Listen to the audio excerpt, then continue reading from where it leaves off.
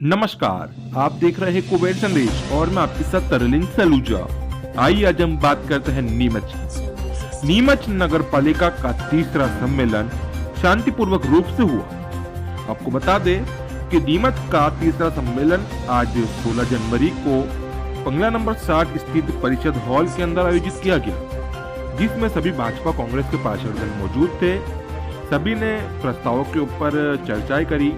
वहीं साथ ही में अधिकांश प्रस्तावों पर भाजपा कांग्रेस दोनों के पार्षदों ने अपनी सहमति जताई, प्रस्तावों को पारित करा।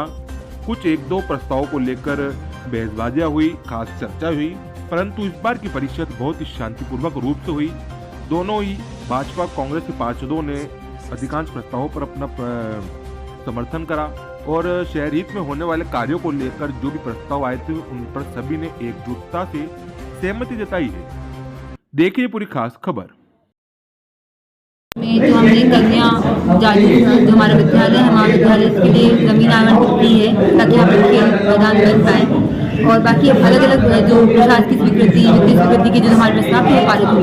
मैडम, एक चीज़ देखने में आई है कि शहर के मुख्य चौराहा मेसी शोरूम पे जो है सिग्नल लगाने का प्रस्ताव पास किया जाए, तो ये शहर हित की बात है, अच्छी बात है, लेकिन पूर्व में भी सब्जी मंडी चौराहा पे एक सिग्नल लगा हुआ है जो कि आज तक चालू नहीं हुआ, तो उसको लेकर क्या करें? इस सड़क सुरक्षा समिति की बैठक हुई थी, वो अध्यक्षता भी हुई थी, उसमें ये डिसीजन दिया गया है कि नगर पालिका जो हम एजेंसी है हमें ये कार्य उनके लिए कराना है। पीएम आवास को लेकर भी जो मुद्दा चल रहा उठा है, 27 नंबर पे विरोध हुआ है जिसमें कांग्रेस ने भी और बीजेपी की निर्दलीय पार्टी मतलब जहाँ पे वो आवासीय कॉलोनी बननी चाहिए गरीबों के लिए, हाँ, और खेल मैदान वाला मुद्दा है। आपके लिए क्या प्रायोरिटी, गरीबी है खेल मैदान है? देखिए, बंगला नंबर 60 जो है वहाँ पर हमें जो अभी कन्या महाविद्यालय ने अगर कुछ जमीन मांगी है ताकि कन्याएं खेल पाए, पूरे जिले में एक ही हमारे यहाँ पर जो है वो कन्या महाविद्यालय है और उसके पास भी खेल मैदान नहीं है। मुझे लगता है कि कन्याओं को हम खेल कूद में आगे बढ़ाएं, उसके लिए ज़मीन हम चाहते हैं उनको दें। वहाँ पर 5 एकड़ ज़मीन है, तो अगर 2 एकड़ ज़मीन उसको दे भी दी जाएगी तो हम आवासीय फिर भी वहाँ पर कोई अच्छी नई प्लानिंग ला सकते हैं। सालों से गरीबों के लिए आवासीय कॉलोनी नहीं बनी है। आवासीय कॉलोनी के लिए हमारे पास और भी भूमि है और उसको भी हम आने वाली परिषद में लेकर आएंगे कि एक आवासीय हम करें ताकि गरीबों को आवास मिल पाए। वो एक अलग मुद्दा है,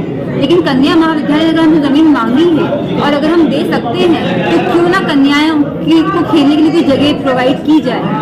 दूसरी बात, अगर हम बात करें कि हम पूरे शहर हित में भी चाहते थे कि एक स्पोर्ट्स कॉम्प्लेक्स बने, उसके लिए क्रमांक 12 में या फिर कोई और जगह हम देख रहे हैं यहाँ पर एक बड़ा खेल मैदान बन पाए जो पूरे शहर के लिए हो, जहाँ पर शहर के सारे बच्चे खेलें, तो ताकि एक आवासीय कॉलोनी भी हो, कन्या महाविद्यालय के पास भी खेलने की जमीन हो और साथ ही साथ एक पूरे शहर के लिए एक स्पोर्ट्स कॉम्प्लेक्स भी हम प्लान करना चाहते हैं। शहर की सफाई व्यवस्था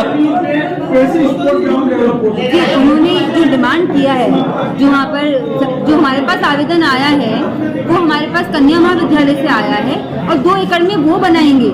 ये जमीन हमने उनको दी है और उनकी प्लानिंग वो करेंगे कि वो इंडोर आउटडोर क्या बनाना चाहते हैं, ये उनका लुकआउट रहेगा। 2 एकड़ जमीन दे देंगे और आप उस पे छोड़ रहे हो, ये तो प्लानिंग की कमी है। देखिए, शासन जो होता है ये जो है ये खेल प्रशासन में जाएगा।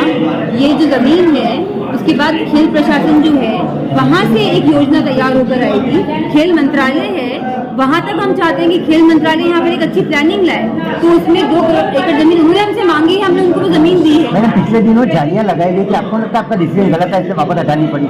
देखिए, जातियाँ इसलिए लगाई गई थी कि आपने देखा कि पिछली परिषद में हमसे माइक छीन लिया गया, पहली परिषद में हमारे कागज फाड़ दिए गए।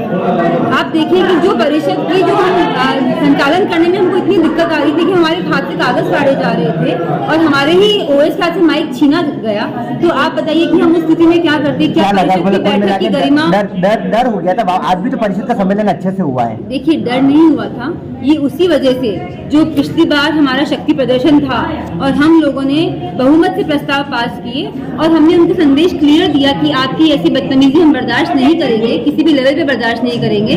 तो आज वो अच्छी बात है, खुशी की बात है कि उनको ये बात समझ में आई। शहर की सफाई व्यवस्था की अगर बात करें मैडम, तो कुछ पार्षदों ने जो है कि ये बात कही है कि उनके जो वार्ड है उनमें सफाई व्यवस्था ठीक से नहीं होती, तो क्या कर्मचारी की कमी मानी जा सकती है नगर पालिका? जी, ऐसा उन लोगों का बोलना है कि कुछ वार्ड में कर्मचारियों की कमी उनको है। मैंने डाकपाल जी जो हमारे स्वास्थ्य अधिकारी हैं, हमारे एचओ, तो मैंने साफ शब्दों में उनको बोल दिया गया है कि शहर की सफाई से हम किसी भी तरह का कोई भी समझौता बर्दाश्त नहीं करेंगे। और अगर हमें लगता है, जैसे मैंने पूरी जानकारी ली है, सफाई में जो हमारे पास सफाई हमारे मित्र हैं उनकी जो संख्या है, अभी वो देखा जाए तो जनसंख्या के हिसाब से वो ठीक है, जो नीमच की जनसंख्या है उसके हिसाब से हमारे सफाई मित्र की जो संख्या है वो ठीक है, लेकिन क्षेत्रफल के हिसाब से शायद हमारे यहाँ पर कुछ जन सेवकों की कमी है सफाई। तो अगर ऐसा हुआ जैसे रावण डुंडी एक एरिया थोड़ा दूर हो जाता है, वहाँ पर अभी सफाई मित्र नहीं पहुँच पा रहे हैं, तो अगर नई भर्ती भी करनी पड़ी तो हम आने वाली परिषद में और सफाई मित्र हम लीज नवीनीकरण के मुद्दे में शहरवासी उलझ गए, 335 का प्रस्ताव पास करके खाली वाहवाही लूटी गई। आपको लगता है कहीं न कहीं एक सोच समझ या सही ढंग से प्रस्ताव नहीं लाया गया, इसके चक्कर में परेशान है लोग? जी, प्रस्ताव अच्छा था, कांग्रेस वालों ने जो किया शहर के साथ वो बहुत गलत किया। उन्होंने एक अच्छे प्रस्ताव को, जो 2.5 साल से लंबित मामले थे, जो मध्यम वर्गीय परिवार थे, गरीब परिवार थे, उनके लीज नवीनीकरण रुकवा दिए गए। और कांग्रेस ने जो आपको पता है कि आगे उन्होंने ही हमारे खिलाफ जो वो आगे उन्होंने स्टे लाया था, उसके लिए मैं ये निंदनीय उन्होंने जो हरकत की है उसके लिए मैं बहुत, मुझे लगता है, मुझे बड़ा ही दुख है, क्योंकि जो परिवार है उनकी कोई गलती नहीं है। एमओएस का उल्लंघन, आपने एमओएस का जिक्र क्यों किया उसके अंदर? प्रस्ताव में लाना ही क्यों था जब आपको पता? अभी बैठक में आपकी बात नहीं है। समझिए 2.5 साल से जो फाइलें पड़ी थी हमारे पास, उस फाइल में हमारे इंजीनियर की टिप लगी हुई थी कि इस भूखंड में एमओएस का उल्लंघन है। तो जो टिप लग जाती है फाइल के ऊपर, उसके ऊपर हम टिप को काट तो नहीं सकते हैं, उस पर कोई डिसीजन हमको लेना था। तो हमने ये कहा था कि एमओएस का उल्लंघन भी अगर है तो लोक निर्माण विभाग की अलग से कार्रवाई करें। चूंकि एमओएस का उल्लंघन का मामला जो आता है वो लोक निर्माण में आता है और लीज नवीनीकरण जो आता है वो राजस्व विभाग में आता है। तो राजस्व विभाग की जो ड्यूटी है कि वो लीज नवीनीकरण करे, और जो एमओएस का उल्लंघन का मामला है वो जो हमारा लोक निर्माण विभाग है उसके लिए पृथक से कार्रवाई करेगा। हमने उसमें भी यही लिखा था। तो हमारा और स्टे हमारे इस पे जो है वो आंशिक स्टे हटा दिया गया है, और हमने जो पारित किए हैं वो जो नियम 17 है उसके धारा 6 के तहत हमने एकदम सही लीज नवीनीकरण किया था। और आप आने वाले दिन में देखेंगे कि हमारा जो निर्णय था वो एकदम सही था, और इसके लिए हम पूरी तरह से इसको आगे बढ़ा के लीज नवीनीकरण लोगों का करेंगे।